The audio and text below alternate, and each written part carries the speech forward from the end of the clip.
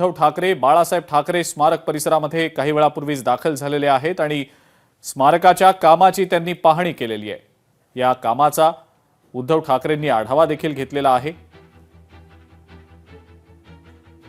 उद्धव ठाकरे बाळासाहेब ठाकरे स्मारक परिसरामध्ये काही वेळापूर्वी दाखल झालेले होते आणि स्मारकाच्या कामाचं काम नेमकं स्मारकाचं काम जे आहे ते नेमकं कशा पद्धतीने सुरू आहे या अनुषंगाने पाहणी करण्यासाठी म्हणून उद्धव ठाकरे या ठिकाणी दाखल झाल्याचं पाहायला मिळतंय।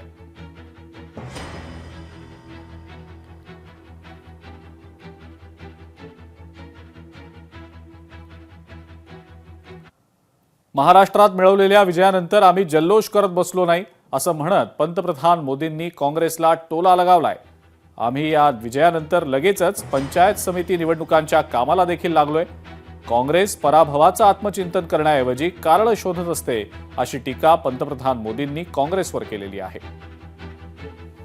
मैं आपको फिर महाराष्ट्र चुनाव का नतीजों का उदाहरण दूंगा। महाराष्ट्र में हम निकाय चुनाव जीतने के बाद जश्न में डूबे नहीं, बल्कि मैं तो अभी पढ़ रहा था कि उसी दिन से हमारे महाराष्ट्र के कार्यकर्ता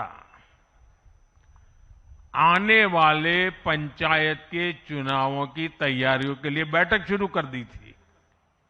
हमें ध्यान रखना है कि जो कांग्रेस की बुराइयों से बचेगा वही देश में आगे बढ़ेगा।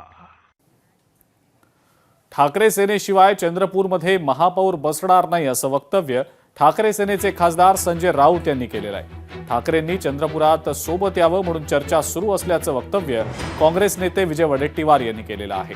चंद्रपूरमध्ये कुठल्या पक्षाचा महापौर होणार याविषयी अजूनही उत्सुकता कायम आहे। चंद्रपूरचा विषय अद्याप पूर्ण व्हायचा आहे आणि त्या संदर्भात अंतिम निर्णय झालेला नाही कोणत्याही प्रकारचा। नक्कीच आमच्याशिवाय तिथे महापौर कोणाचाही बसणार नाही हे खरं आहे। एका बाजूला काँग्रेस आहे, दुसऱ्या बाजूला भारतीय जनता पक्ष आहे। स्थानिक विषय लक्षात घेऊन शिवसेना पक्षप्रमुख निर्णय घेतील। आज उभाटांची आपली युती नव्हती, पण उभाटा आणि आम्ही महाविकास आघाडीमध्ये एकत्र आहोत म्हणून आम्हाला वाटतं की आपण एकत्र राहून सत्ता स्थापन करावी अशी आमची भूमिका आहे आणि त्यासाठी त्यांच्याशी चर्चा आमची सुरू आहे। नाही, त्यांनी दावा करण्याचा त्यांचा अधिकार आहे, कारण पण ते आता चर्चा करून आम्ही तो निर्णय घेऊ। लोकशाही मराठी ऐका, पहा, जागरूक रहा।